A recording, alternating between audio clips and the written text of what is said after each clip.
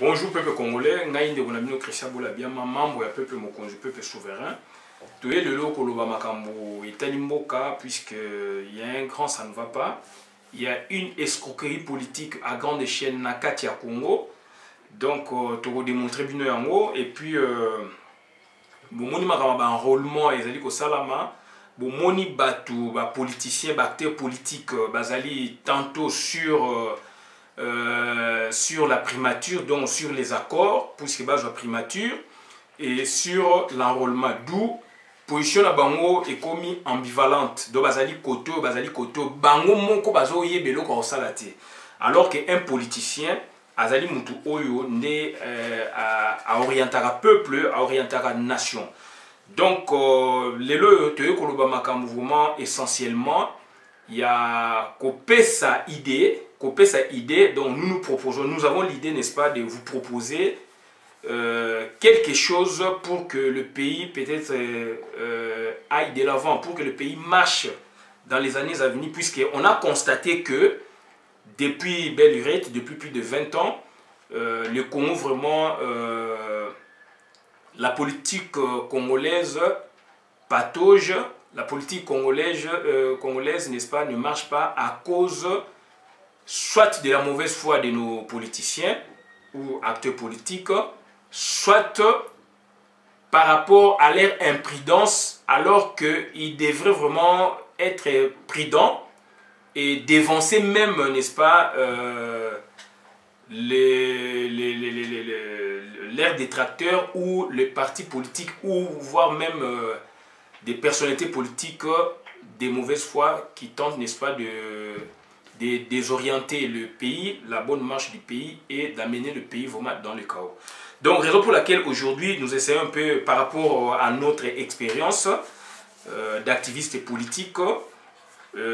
Aujourd'hui, ça fait 34 ans qu'on est sur les activismes politiques.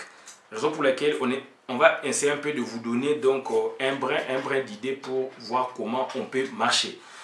Parce que Ezali passe mingi. Aujourd'hui, les politiciens et les partis politiques se constituent en muraille et parce que ils servent, n'est-ce pas, le tutti power. C'est regrettable puisque ils s'érigent, n'est-ce pas, en grand mur, en paroi pour, n'est-ce pas, bloquer la route, pour, n'est-ce pas, faire obstacle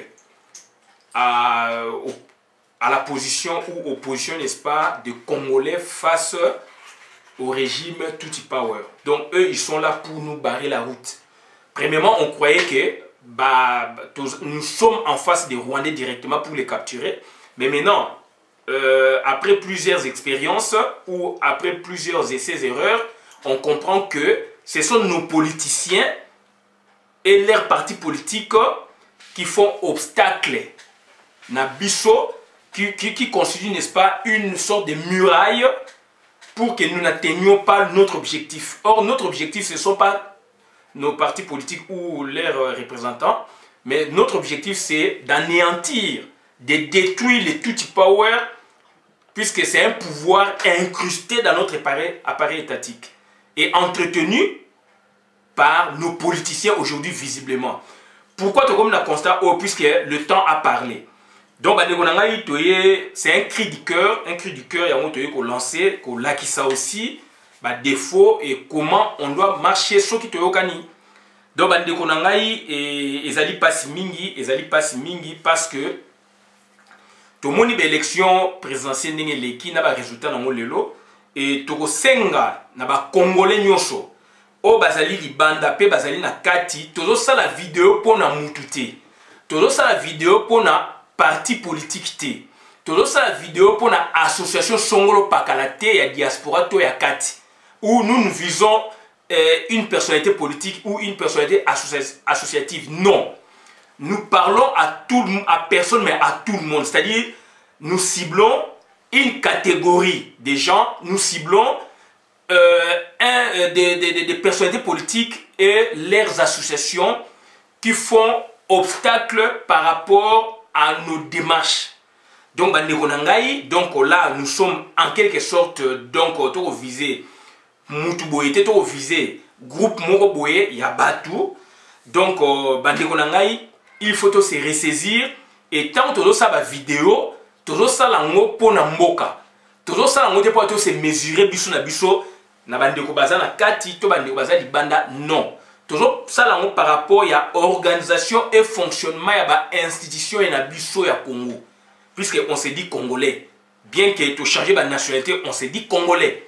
Donc bandeko na ngai eloko wana donc nazo senga na batu, nazo bela likola ngomba toyoka na malamu.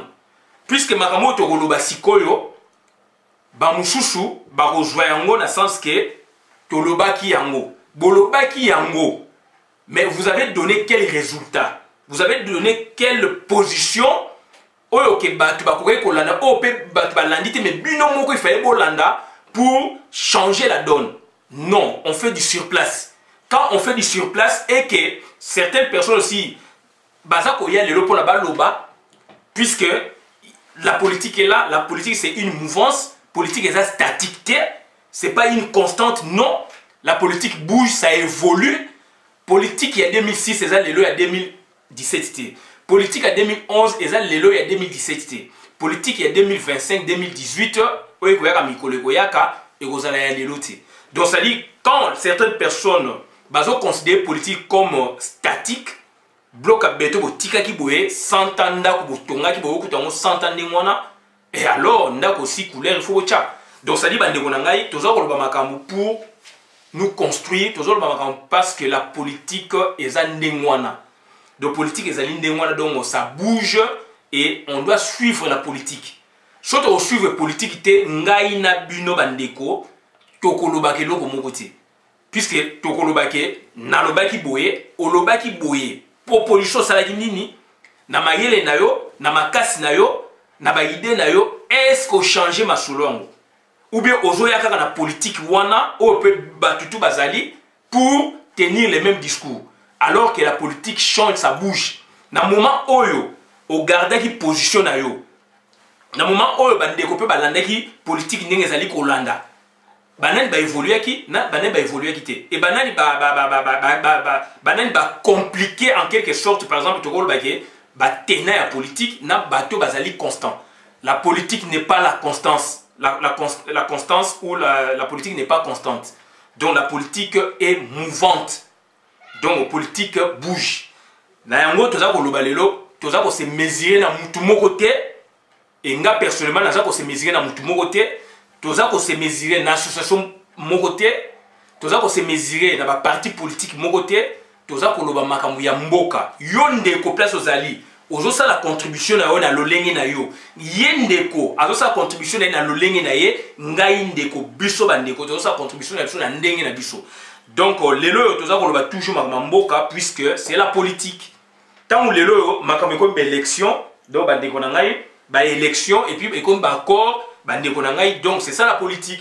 Tant mindele bayoka na kuku na rasop que il faut cohabitation et zali force ya yo tende kona ya ngai ndeko te. Puisque mindele wana oyo bango mutu bazali entre guillemets ba décideur o biso le toza ko réquiser yango batu wana ta bazali position baye ko mona biso bata diaspora te baye ko mona ba congolais o ba telemaka na ba barabara kuna ba politique te. Ou bien parti politique musuite ba ko mona ba politicien moko boye o bango ba lobike baza ba interlocuteur ya ba congolais. Donc bandeko na ngai il faut te réfléchir. D'autant que ça politique il y a haine et quoi avancer mutu mote puisque nous ne pas en haine. Naturellement mutu nyostu azali mutu ya haine dans la nature humaine il y a la haine, il y a la ruse, il y a la conquête, il y a la domination, il y a la fierté.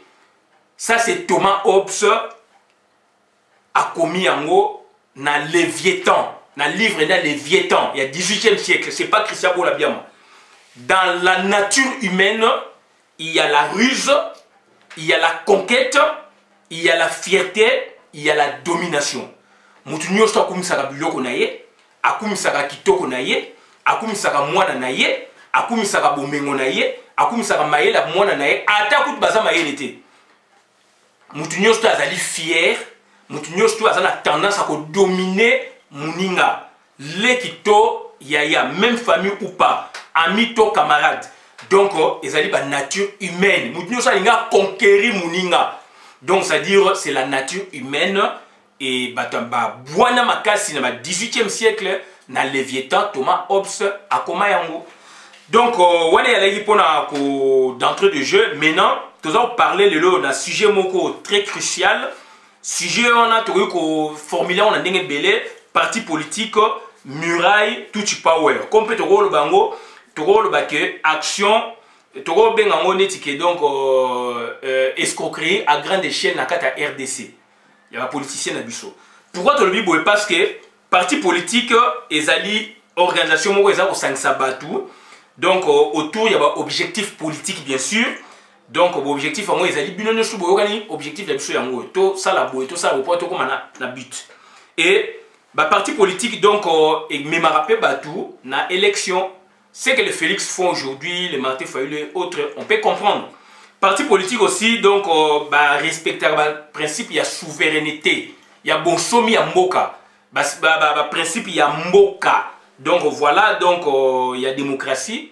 Mais est-ce que le parti politique n'a pas respecté le principe wana?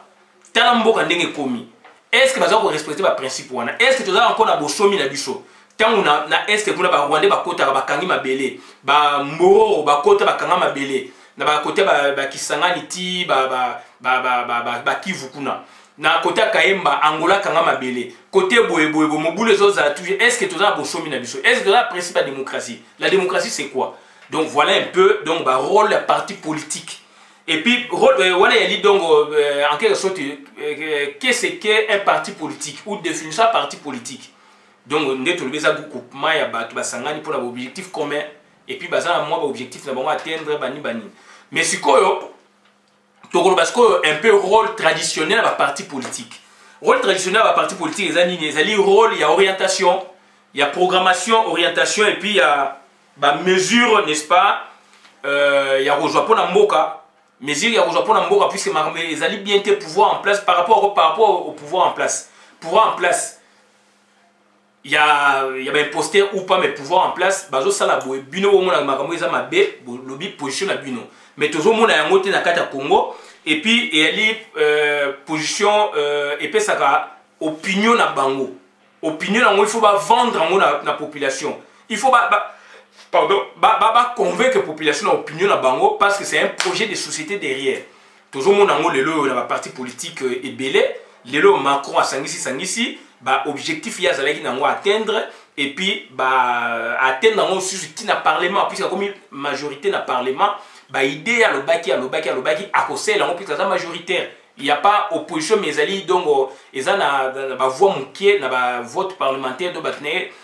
C'est la makambo ya linga programme na edu et romonana. Donc programme il y a parti politique na mboka la biso et bani de shooter. Donc et puis fonction monsieur ezali donc il y a ko sélectionner ba candidat nini sengeli batina bango na poste ou bien na ba mandat électif politique ya mboka.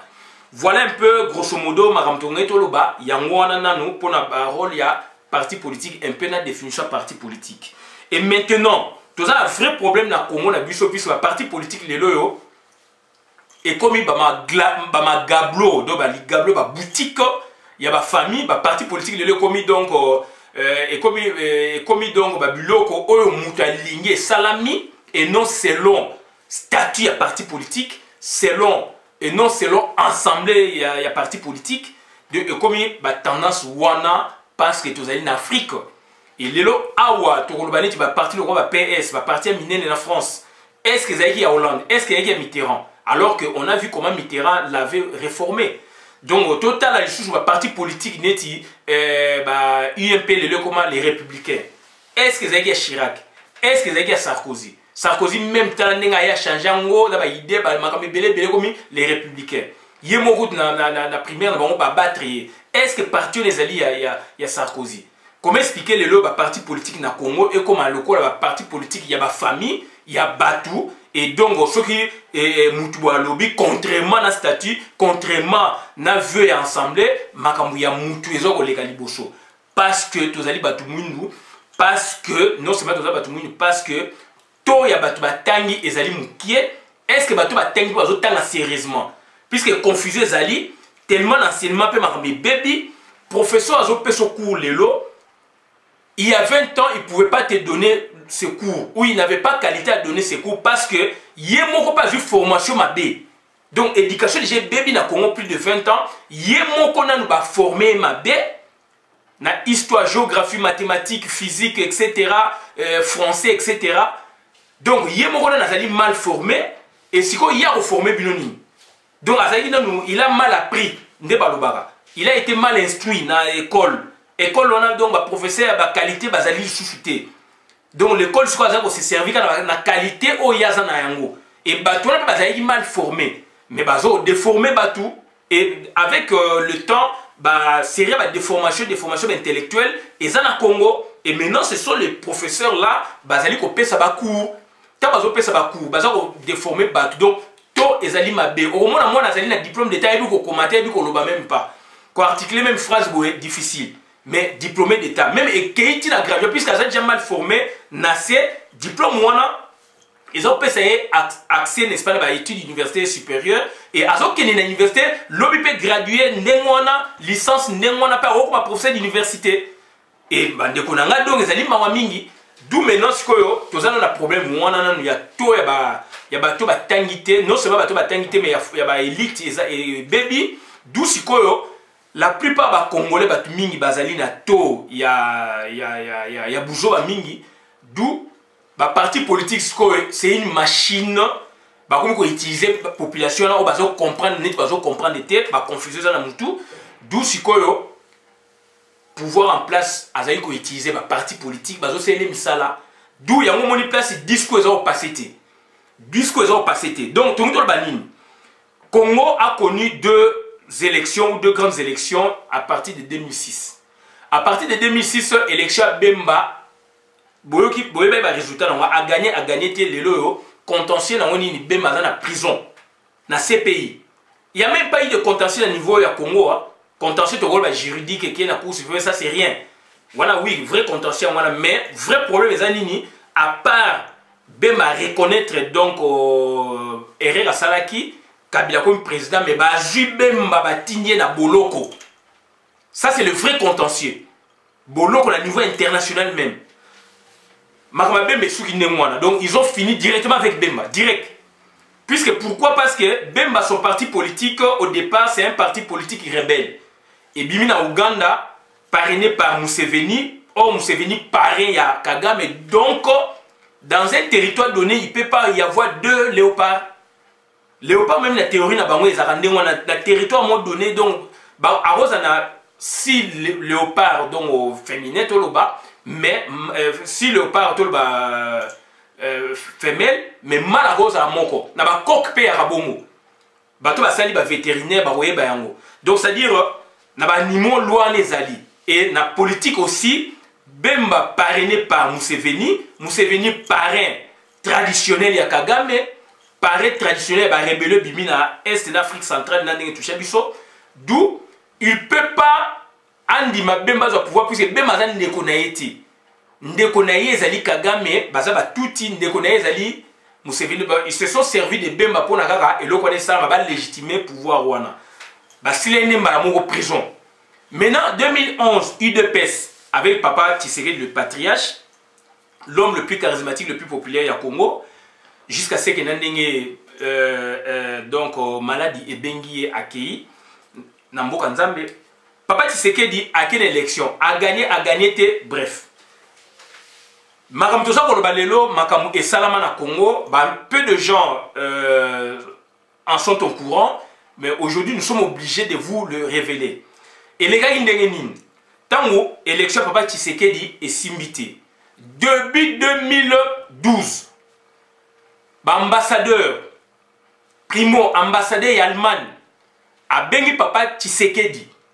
Je dis bien ambassadeur Yalman, avec Papa Tshisekedi na corps naie ya parti naie. A bengi donc représentant ya PPRD donc Kabila et Kabila tindaki batu. Ba solo li. A si bango moi je suis l'Allemagne, la grande puissance allemande en tout en Europe. La grande puissance allemande dans l'Europe, ngai allemand ambassadeur Quand je parle, la France va m'écouter. Quand je parle la Belgique, moindre à Kangai. Et moi, na ba séance to sali na ba ninga et l'Union européenne, to comprendre que c'est vous, Monsieur Tshisekedi, vous avez la clé. C'est-à-dire vous avez la légitimité à pouvoir et à Congo. Vous êtes très populaire et que Kanambe a la légalité. Donc il a l'armée, il a l'impérium. Qu'est-ce que nous vous proposons? C'est que je vous dis, aucun pays de l'Europe va me contredire, moi l'Allemagne. On va vous aider, n'est-ce pas, à construire un gouvernement d'union nationale dont vous ne serez pas représenté. En fait, dont vous ne serez pas donc parti, vous ne serez pas dans le gouvernement, mais il faut nous donner un nom. Ça c'est, et ça miwapi, l'ambassade ya Allemagne. Papa Tshisekedi, c'est bon, abi, ok, donc, net n'a pas se représenté depuis s'il y a un contentieux, bien sûr j'accepte, mais moi je vous donne X nom. Ambassadeur à lobby, non. Il faut nous donner un autre nom. Oyo, nous parlons de 2012, s'il vous plaît. 2012, l'élection capotée. Après si Combo, il faut nous donner un autre nom, de sorte que Makambe Kende bien. De l'autre côté, représentation et Ezalaki. La deuxième rencontre.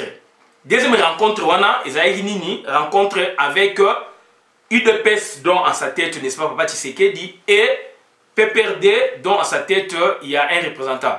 Loumou, je pense, Loumou, tout le monde, il y a PPRD. Avec la Belgique, ambassadeur à Belgique. Ayebisi ambassadeur à Belgique. Ambassadeur à Belgique, il y a une parole dans le cadre de l'Union européenne. Allemagne a une position. C'est ce que je vous avais dit, Belgique et Zaliwana. Donc, on va contredire Belgique, a une position. Makamu et Suki Wana, Papa Tshisekedi a boyi, puisqu'ils ont refusé non au Yapesaki, on va dire que ça comme Moussous. Pour la Makambe Kende, Bako Tanarai. De l'autre côté, PPRD aussi, et c'est moi manœuvre, la Makambe Belé, la préalable au Bayokanaïti. Étape où on est électrique, pour mon indenge diaspora qui mobilisé pour que Papa Tshisekedi azonga yé a memi bisosko na nini ket ya imperium a boy schéma oyo et bimaki naba occidentaux naba ambassadeur to kei na ket wana ti na ndenge ba yeko bimisa biso oyo bango balingaki nini dialogue avec glissement dialogue ya bango moko après ba yeko sala sko rasop pour na glisser à la totale za bango mon côté. Les rasop ezali wana ezali inclus na kati ya glissement ndenge kanambe azali wana. Mais au départ c'est une histoire propre, il y a UDPS avec communauté internationale représentée par quelques pays dont l'Allemagne en sa tête a proposé qu'il boye ba luka mutu moko ba cohabitation premier ministre. Il y a UDPS. Et puis, côté au président de la République, Kabila Atika, la la transition, IDPS à Boyaki. Puisque Combo Oyo, Papa Tshisekedi a avancé qui, communauté internationale, Allemagne, Belgique, bah Boyaki Combo wana. D'où IDPSP à Boyi. Soukanango, vers fin à Kanambe, bah proposer Batunini glissement. Ibiza, Boye, population à Boyi. Soukanango, ce que bah yosanini, va créer un SOP pour que glissement à la totale et effective, donc ça dit effectif et total, donc Oyobumoni et Zalelo avec un préalable moko bidon. Donc ça c'est le grand résumé. Botuna bateau bazalaki ba websabino, botuna makamune zalaki, c'est ça la vérité. Et maintenant, tu as dit ce qu'on a phase Oyo, mais ce qui tobito bima en Afrique, tu comprends que en Afrique la solution est monanaki.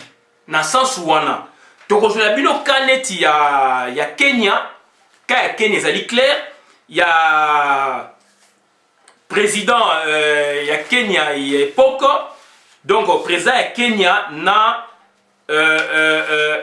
Raouli Odinga et président ya Kenya yé élection eleki a gagné jusqu'à ce que donc ayaki kondima basangana na premier ministre Oyo vraiment gagné Kitoloba, premier ministre ezali nani donc Raila Amolo Odinga.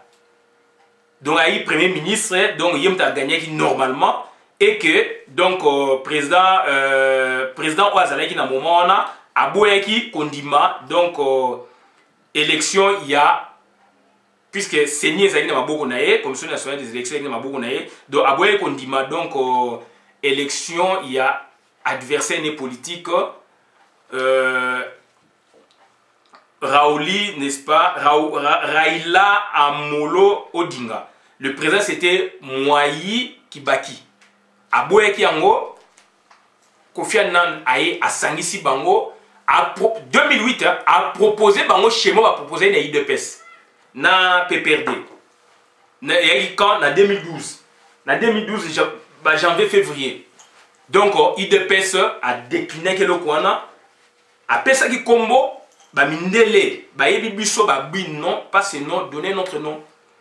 Donc ba pesi combo ba boyi IDPS boyi ba camper la position na bango et ça dit OK na ba 2013 2012 ba zongeli schéma oyo bango ba linga esko ya dialogue privé entre bango na donc pouvoir en place ba boyi au communauté internationale a proposé qui pour le gouvernement d'union nationale. Mais on dit en amont, on dit en aval avec le glissement. Puisque cette fois-là, maintenant, donc, Kawe Koma qui est vraiment perceptible, imposer une cohabitation. Et là, on va imposer une et malheureusement, Papa Tshisekedi peut aller au Kenya. Donc, voilà un peu mais quand il y a cohabitation, pourquoi Raila Amolo Odinga a une position contre le gouvernement? Parce qu'il avait un apport à donner. Il avait son apport. Apport naïzali pour pouvoir quand le premier ministre était. Apport naïzali sur quoi? Sur la réforme de la constitution incluant la charte des droits et libertés. Mais biso sikoyo tangu tondimi raso pandimi cohabitation.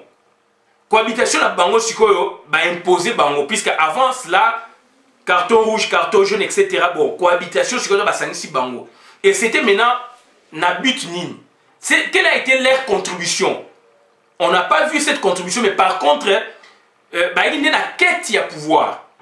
Il y a une quête, enfin, il y a une position, il y a conquérir le pouvoir, tout le bas, sous cette forme. Et après, moi, papa, c'est comme une quête, et comme commander pouvoir. Auprès, il y a pouvoir oyo. D'où maintenant, Raouli Odinga, il a pris une position telle que c'est un contre-pouvoir avec un apport, avec une contribution pour faire, pour réformer la constitution. Donc il a apporté droit et liberté, tout ça. Bisso, constitution à Bisso, il y a makambe belé pesa ya mabe na kati. Qu'est-ce que Bango va apporter? Rien.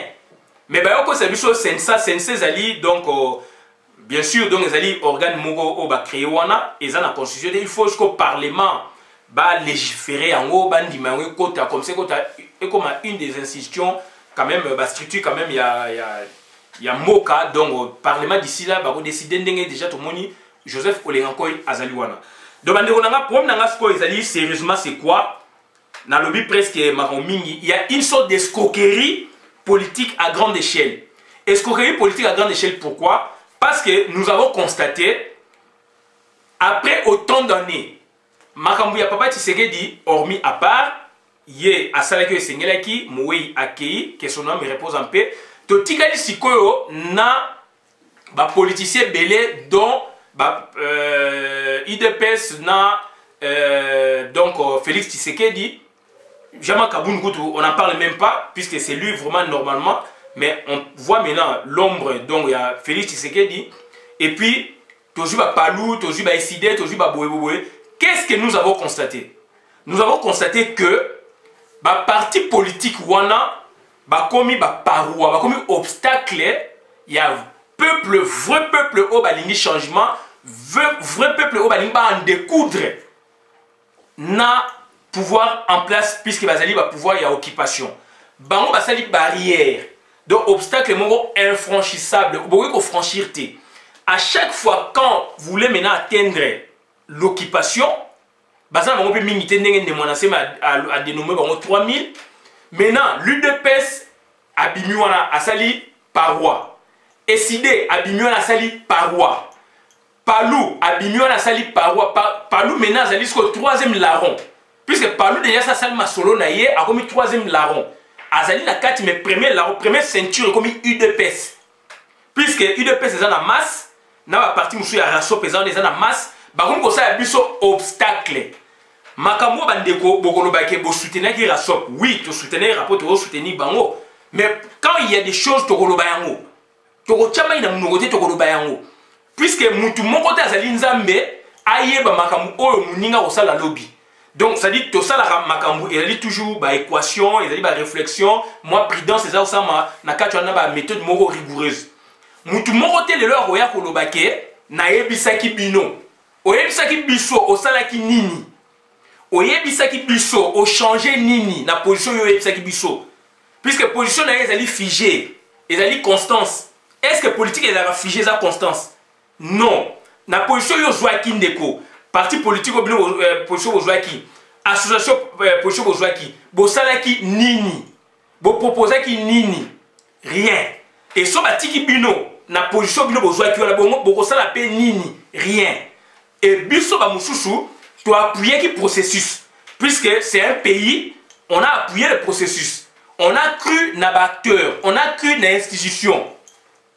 Aujourd'hui maintenant avec le temps, puisque nous ne sommes pas d'évêques, avec le temps, on a compris que, puisque le temps parle, on a compris que bateau tozaïna bango to appuyer qui la plupart ce sont des marionnettes. Non seulement des marionnettes, ce sont des escrocs politiques. Donc, baza batu oyo, donc bazali wana, donc bazali mur de Berlin politique nakata Congo. Ba ériger mur, vous ne pouvez pas atteindre les tutti power. Première ceinture ezali wana d'abord, c'est qui? Première ceinture ezali UDPS, donc Rasop, na ba parti politique ezali wana. So bo atteindre, so bo lingi va bo atteindre siko vraiment donc pouvoir en place. Bango ba bimisi ba théorie na bango. Ba bimisi ba théorie. Exemple, tozo Nemona Semi. Quel que soit makambo ba bakolo ya Nemona Semi nazawana te. Moi je vois l'action prônée par Nemona Semi. Les 7 il faut sur le map populaire, il faut chasser l'occupation. Bazali 3000. Parti politique monté, personnalité politique monté ba ozaka koloba yango. Ba employeur ba terme na bango moko boye pona et satisfaire pouvoir en place puisque ils en ont donc ils ont la peur. Par contre, Nemona Semi aille directement à lobby. Peuple a approuvé. Si qu'est-ce que eux maintenant, bah parti politique, oh bah c'est que ça la biso obstacle, t'as pas moni que comme soulèvement populaire, puis ce soulèvement populaire serait bimi et balayé à tout le monde. N'a bango bah c'est un pouvoir. D'où ils viennent avec les théories. Bah Michel Bino conclave rapidement, financé par le PPRD. Rassemble Missi théorie rapidement, financé par les PPRD conclave. PC note de date, collé le 8, le 9, alors sur les maps populaires, Nemona Semi le 7. Au lieu que bah jouer Nemona Semi, non, bah comme diamétralement opposé.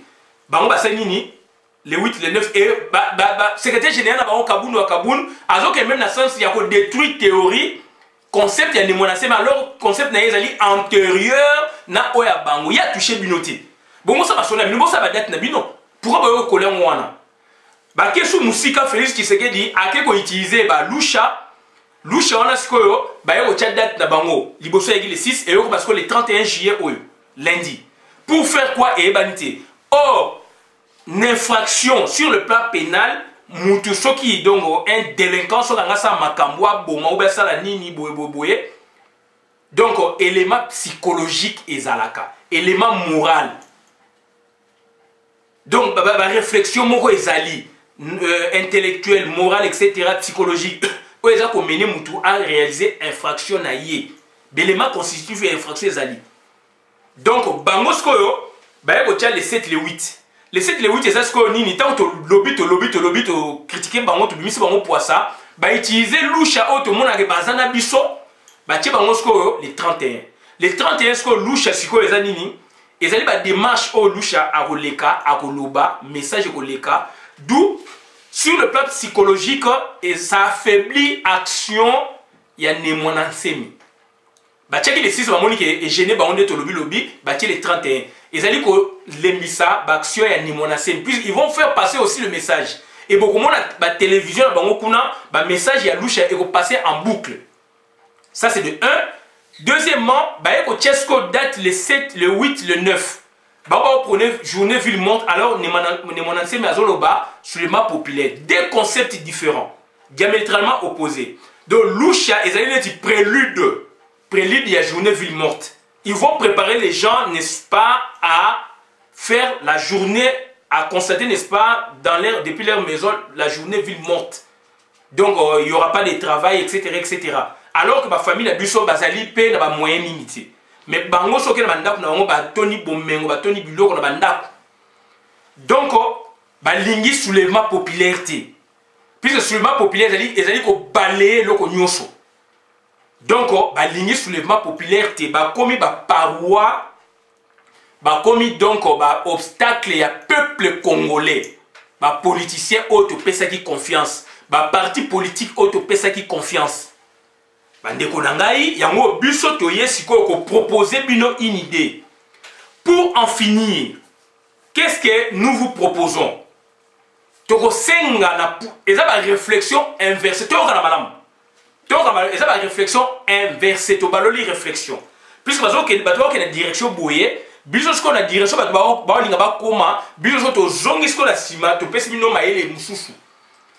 qu'est-ce que nous vous proposons? Nous proposons, parce que Kanambe azali des mèches dans les politiciens, parce que Kanambe a ligné le pouvoir, en 2012, ambassadeur a proposé qui solution OSAMI na Kenya na Zimbabwe tibake ba élection et salamaki Raudinga a ajouté si ko ba une élection mususu le 8 août oyo azali candidat aux élections présidentielles yena mwana ya Jomo Kenyatta da Uhuru Kenyatta débat télévisé Kenyatta a se présenté bandeko nanga il faut bimaka na niveau international pour ba matériaux. Beaucoup de les Libanda aussi na niveau Congo, na niveau Afrique, Afrique centrale, Afrique entière, dans le monde. Boye na on a réflexion na Congo, donc on a normalité. Raoula Amolo Odinga na 2007 élection simbité à Kenaki ko zamando kité. Andimi cohabitation premier ministre yemda yi supposé gagnant président de la République. Andimi premier ministre pour cette élection, ajouté le président actuel, Andimi, Sikoyo, na Uhuru Kenyatta, moi, Jomo Kenyatta, débat télévisé Jomo Kenyatta à Kimi. Voilà combat naïe, puisqu'il avait accepté. C'est aussi une sorte de conquête à pouvoir. Conquête à pouvoir, ils ont été présence de la République. Puisque dans le système Nabiso, au gros, le premier ministre charismatique ou pas, c'est le président de la République qui nomme et qui révoque le premier ministre. Tolobi yango, tolobi yango. Pour en finir, nous vous proposons ce qui suit. Nous demanderons à l'imposteur, président Joseph Kabila, imposteur, puisqu'il est de mèche avec l'opposition, avec le RASOP, toujours Senganaye a nommé Félix Tshisekedi Premier ministre. Tant que UDPS, ma branche nango et bimé belé ba juju primature. Sami Badi Banga, ici à UDPS, a Kei ba koti na 2011 ba koti na parlement, papa Tshisekedi a longoli bango. Technique à UDPS en wana, mais bazali bata UDPS. Jusqu'à la preuve du contraire, na parlement bazali groupe parlementaire UDPS. Bokolongo la bangoti, na institution eza bongo. Deuxièmement, Bruno Tshibala. Bango nyoso ba outi na RASOP original. Papa Tshisekedi a kufi ba initiative ba sel élection so neni ba RASOP comme belé. Oyo ba solliciter bango to bazali ko wele la po ba comme premier ministre. Alors veut ya Papa Tshisekedi ezali ba lingi koyo kango te. Donc ba sel nini ba nommé Bruno Tshibala. Premier ministre ici à RASOP. Groupe ya limité ya UDPS ya Tshisekedi Félix ba sel nini ba longoli bango. Bazo reconnaître bangote donc na UDPS ni na RASOP. Donc le loyo yé aza ko courir derrière akoma Félix Tshisekedi azo courir pour comme premier ministre il y a transition selon Bakor ndenge lobby Bakor il y a Saint-Sylvestre. Dans l'entretemps aujourd'hui, il y a 2-3 jours à s'enrôler pour que Azala candidat aux élections présidentielles. Donc ça dit là maintenant on ne saisit plus Félix Tshisekedi. Je parle de faits. Toi on a bien. Moi j'ai ma famille, je m'appelle Christian Bolabiama. Wanatolba Félix Tshisekedi pas comme famille élément du nom. Il y a famille Tshisekedi, mais je parle en tant qu'institution Félix Tshisekedi. Je ne cite plus le vieux n'est plus là, on est là maintenant. Bateau Tikali Nzambazo garder biso encore, toujours parler. Puisque philosophie outil na UDPS. Et bandi bandakala. Et bandi depuis directoire. Birinda a premier ministre, puis Tshisekedi na Mobutu Bao kana bien été, balongo lié. Mais la statistique c'est Birinda, UDPS est ministre premier ministre autant de fois. Les loyaux, même schéma, même discours, ils ont continué. C'est que moi je vous demanderai. Hippolyte Kanambe, l'usurpateur, puisqu'il est de mèche avec les Rassop, il est de mèche avec l'UDPS, a nommé Félix Tshisekedi Premier ministre. Et je vous le rassure, puisqu'il sera nommé et révoqué par le président de la République usurpateur. Même qu'avec Sami Badi Banga, même qu'avec Matata Poyo, même qu'avec Palou Kizenga, Premier ministre Nani Mouzitou. Donc, le Premier ministre dans le système politique il y a Congo, c'est le président qui le nomme et qui le révoque. Quel que soit le mode désigné à niveau plateforme. En définitive, c'est comme ça. D'où maintenant, qu'est-ce qu'il y a? C'est que nous, on vous propose que Kanambe arrive à nommer Félix Premier ministre. Ce qui va nommer Premier ministre à exercer, nous ne pensons pas quant à nous que demain, il nous viendra avec la même problématique, avec la même réflexion que puisque c'est comme si UDPS à un moment, il y a un monsieur avec qui j'ai travaillé, il m'avait fait réfléchir en son temps que UDPS va pouvoir laisse tomber. Il y a en 2012, tout ça en 2012, 2013, vient en aïe, moi ma tête. Bon, voilà, il dit bref, ma soeur Mouchouchou. Donc, je vous dis, tant que UDPS limité, Félix Tshisekedi, puisque le papa n'est plus là, Félix Tshisekedi, tant qu'il a pouvoir s'ériger en mur d'obstacles infranchissables vis-à-vis il y a occupant. Donc il faut appeler ça pouvoir. Moi maintenant je plaide, je fais la plaidoirie pour que appeler ça pouvoir. Pourquoi? Pourquoi? Puisque hier je l'ai combattu, aujourd'hui je plaide pour que nation congolaise l'obito à la ouverture, pour que nous voyons d'autres perspectives d'avenir. Sans cela, UDPS Wana, il y a Félix Tshisekedi, puisqu'il porte le nom d'un grand nom, il y a un grand leader à parti politique, il y a Congo, puisqu'ils ont la même philosophie. Tant que Félix n'aura pas le pouvoir, il y a primature na Congo, Bandeko Nangai, à cause s'ériger na mur moko, il y a obstacle, busso moyen, toi atteindre vraiment Ninizate. Tozali politique entre Congolo, Congolo, étranger donc rwandais. Si vous avez c'est la rwandais, Rassop, na bango c'est la rwandais. Bazo c'est la rwandais, bango bazo c'est la rwandais, mon clairement. Ne mon asemi ma bene ma beti le seba sur le map populaire, les septanes bimi pour s'ériger en obstacle. Et ce sont les obstacles contre les peuples congolais, contre leurs frères. Puisque bazo zambongo bazali à l'aise, on les entretient bien, baza à l'aise, baza on a passe na bino bango baza on a ti. Na on parle aussi na Moïse Katumbi. Passe na bino bango bazali on a ti. Bango ils ont l'air dû chaque mois, avantage, etc., etc. Teste kaka mukera ne mwana sema lobby. Batika ki ba occupé, ta monika to ça ba vidéo pa ba bimi mbala moko. Ah donc la population a adopté la position de Mwanansemi. Sur le map populaire, donc nous on n'aura plus notre dû donc et puis notre patron à Okende, donc on va plus avoir le contrôle et le pouvoir. et le pouvoir est côté moko batumo baroya ko nuire biso d'après bango ba c'est érigé ba théorie bimé belé bato ba lobi wana ba bimisi tina ba lusha ba bimisi ba date na bango mi balé bandeko na ngai bolanda théorie au malamu. C'est un exemple que je donne, c'est une idée et elingai na lobi ba pesa Félix pouvoir. Lorsqu'il aura à exercer ce pouvoir, à la fin duquel vous le verrez, n'est-ce pas, donc amoindri. Vous le verrez, n'est-ce pas, donc Mutumoko Asili, au même titre que Palou Kizenga, au même titre que Muzito, au même titre que Sami Badibanga, au même titre que Chibala Ndenga Zawana.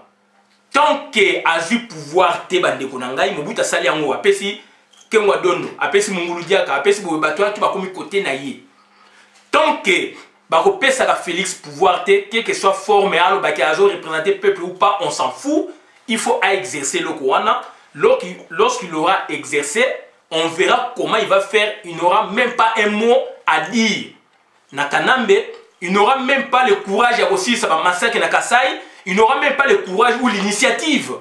Il y a aussi ça. Massacre na Kasai, massacre na Babouéboué. Et bandeko na ngai, na ko pesa sous exemple mususu ko déranger batu. Na boyi ko kenda ba exemple ndengwana. Donc il faut Félix, je fais la plaidoirie en faveur de Félix Tshisekedi pour qu'il soit nommé premier ministre. Ça c'est la réflexion inversée. Ce qui a du pouvoir, assis sur pouvoir naïe, il deviendra comme tout le monde sans impact. Et cette fois-là, maintenant, nous, peuple congolais, diaspora, on aura, n'est-ce pas, à faire pratiquer nos idées. Puisqu'on n'aura plus de barrières. La grande barrière, les grandes barrières, c'est Palou et l'UDPS. Quand on a Sisi Palou, Sisi Kizenga, na Muzitu, ils ne parlent plus. Puisque beaucoup de la majorité, Kizenga, en 2011, tout le monde dit, Bangol Baké, Bango peut être candidat aux élections présidentielles. Et Souka Kiwa. Bisomo mais vous voyez le pouvoir. Bango mata bakiti ba bete mo bigo, ba mata bete mo bigo. Et puis baza pouvoir ba liaka na kata pouvoir. So ngolo ba bomi yo même. D'où et là qu'on a mythe ya UDPS il fait si là. Mythe ya UDPS il fait si là na sens wana. Tant que et là qu'on a to sala ka yango te. Et basali nini bazana raso ba osangana batuti comme na suka.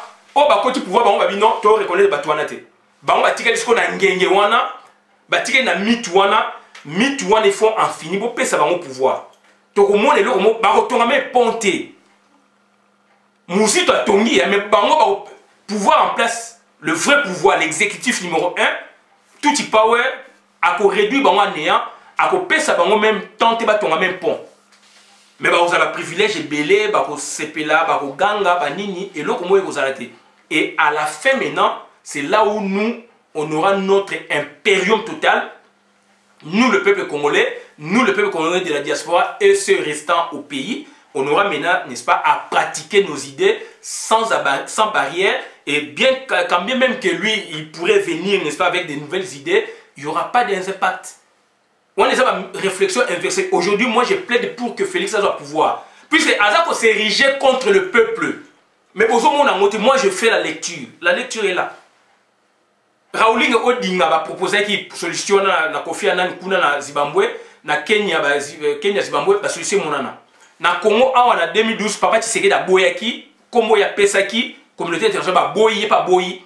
Mais ba yo mabiso na ni na bango privé ba yo génération comme glissement mongo dialogue glissement effectivement avec les autres. Alors qu'au départ il y a que l'on a bango. Donc voilà un peu, et là, donc, pour en finir, Pesa Félix, s'il vous plaît, pouvoir. Sinon, Makamnyos Tosala et Gozala en vain. Et Gozala en vain. Bazana Bino, Teta Bossa Masolo, Bossa Masolo, comme un moment où Baïba capoté en haut. Clairement. Bossa Masolo, comme un moment où Baïba capoté en haut, clairement. Les 7 Oyo, Tane Bimi. Accentuer Madame Mara élection.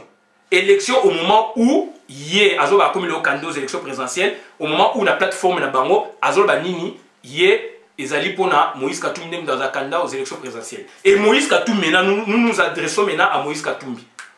Si vous voulez devenir grand, je plaide aussi pour Moïse Katumbi. Réflexion inversée. Puisque vous les avez soutenus, oui, je les soutiens, mais je donne maintenant ma réflexion inversée. Réflexion inversée, Nini. Moïse Katumbi, sur l'Ignos à la grand, il faut créer parti politique. Tant que vous avez la ciment, vous créez plateforme, Joseph Kapinga, so Kapika, vous allez au ministre de l'économie à l'Obayango, plateforme, rasso pesali électorale. Donc, Buno, vous avez la confusion. Vous savez la confusion dans le mais comme ils appellent la confusion, vous tenez beaucoup, n'est-ce pas, à mettre en évidence ou au devant l'UDPS. Aujourd'hui, Félix peut être utilisé par Kabila, même les élections, puisqu'il est candidat aux élections présidentielles, et que Félix peut pouvoir m'assurer Siliwana pour protéger Kanambe autrement.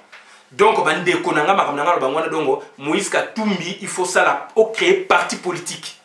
Sinon, vous allez poursuivre même politique et Kanambe, même politique est PPRD. Quelle est cette politique? À créer, à passer par forme moyen, PPRD, parti politique, croyant qu'il y a été. Première fois que l'élection est bien indépendant. Deuxième fois que l'élection est bien indépendant. Mais vous vous moquez de qui? Vous, Kanambe, vous vous moquez de qui? Moïse Katumbi, Nazo Senganayo, créer parti politique, Yayo, ou créer association place Yozali Nalibanda, aux autonomes, au faire véhiculer l'idée clairement. Puisque comme on a deux positions, soit on a une élection pour que peut-être faire passer Félix président de la République, qu'on protéger l'intérêt à tout power, ça peut être vrai aussi comme histoire. Donc voilà, et vous serez au dehors avec vos théories, avec la grande diplomatie que vous menez et vous en envers. Puisque Moutou a le pouvoir. Et pouvoir, Mobutu, tout le monde qui a un accord rebelle, a beau qu'on puisse avoir un pouvoir. Et la seule chose, c'est qu'il faut que Benganande, Kanambe, Nenga Yaki na Mandoki, il faut que Benganande na Mandoki. Bolingi Mandoki te, Bolingi ba diplomatie. Aujourd'hui, Kanambe a comme jouer entre Yona Félix. Donc, pour naïe, bakor wana, bakor, pour naïe, ça respecté. Présent, c'est ça, Ywana, Olenganko. Il y a autre ça marche à Mouné na Lemba. Pour na l'axabino peka Azali Azaraka. Donc ce sont des théories comme ça pour convaincre les pouvoirs en place et les partenaires extérieurs. Donc ce sont des théories, c'est l'actualité. Il faut tout y avoir. Si vous avez une théorie, vous avez une si vous voulez libérer le Congo, vous avez sincère.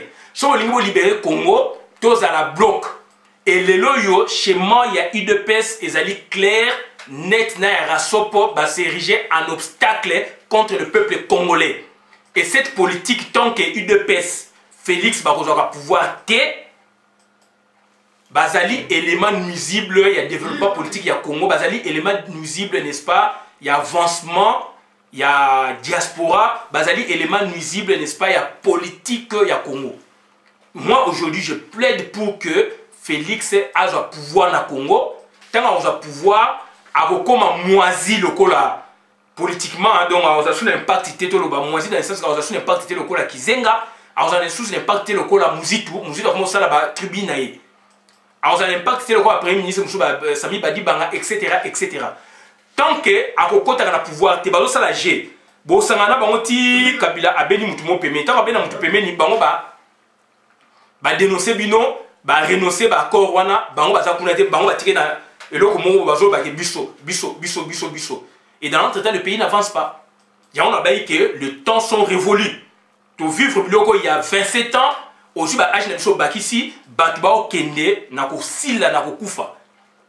Bande ko nanga masolo na zaïga ko bangwana et yo Moïse Katumbi na lo senga na yo na ba moyo za nango ça la parti politique. Oro ça vous avez tout.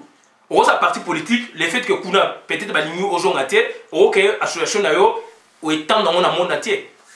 Voilà, c'est tout. Et maintenant vous luttez maintenant contre le pouvoir en place. Bande Konangai, je suis dans les contextes de réflexion inversée puisqu'on en a marre. On en a marre avec Moïse Katumbi, on en a marre avec Félix Tshisekedi, on en a marre avec les Rassop. Bien qu'on les soutienne, on doit parler. On doit parler. Il ne peut pas avoir le pouvoir depuis toujours. Soit il y a un côté où tout le monde a bimi, baboye. Kakaye, vous pouvez ce pouvoir. Total la chose de pouvoir à autonomie pour mon côté, bon PC tant le pouvoir, beaucoup monde a péqué accord donc tant on peut ce pouvoir premier ministre donc à dépendre de la présidence de la République quelle que soit la popularité naïe. Et bah solution de mon ani na libanda mais bango boyaki on peut pas même biso ba schéma oyo. Et il y a des talents na Congo pe na kati. Et bato balingi basa la politique neto mona balinga na biso ba mboka musu ba la politique pe ba mboka makameza ko avancer. Bande konanga, j'ai dit et je vous remercie. Je plaide aujourd'hui dans le sens de mon schéma de réflexion basé sur mon schéma politique basé sur une réflexion inversée, de sorte que le pouvoir en place arrive à honorer, à donner le pouvoir à Félix Tshisekedi pour bâtir la biso tranquille. Bazu bat en otage, moko ça est bango kati. Bazu biso en otage. Ça peut plus de 27 ans et lui maintenant il est là, il a quel âge? Kanam il a quel âge? Mais baron même so 20 ans. Bon pesa y pouvoir à l'issue de son pouvoir, il serait fini. Et tralala on a IDPS et Kosilaka, Palou, grand parti aussi comme IDPS Soukawa. Puisque lié qui m'ont à pouvoir officiellement. IDPS Azak au joie mais ça biso ba zunguluke. Aujourd'hui ba obstacle à peuple congolais, c'est clair. Biso sous derrière ni monacé mi quelque soit ma benae ingeta pouvoir les à côté na biso écotika biso tobi merci pour la vidéo madame Boka Bolango na compte la communauté on en a marre. Moïse Katumbi ça la parti politique ou association. Zala clair, zala bien défini. Donc bah idée na yo peut-être égoïque au marché mais zala clair, zala bien défini. Félix Tshisekedi dit le kan azo là impérieux premier ministre siko d'un côté d'autre côté à quel enrôlement puisque peut-être les partis politiques va viser dans mon pays avant qu'on mette l'élection. Mais à ça candidat aux élections présidentielles. Mais nous risquerions qu'il y ait une élection et Kanam va céder, n'a Poutine, il y a du pouvoir. Et pour protéger Kanam, bon PCA primature. Merci beaucoup à la vidéo. Et Kanam, pour terminer, donc Azalina une polygame politique. Azalina va conjoint et belé désigne la situation dans laquelle un individu dispose au même moment de plusieurs conjoints. Voilà, politique. Donc, ça basé belé à politique, soit à toucher côté à tiki, à quel côté à tiki, à quel côté à tiki.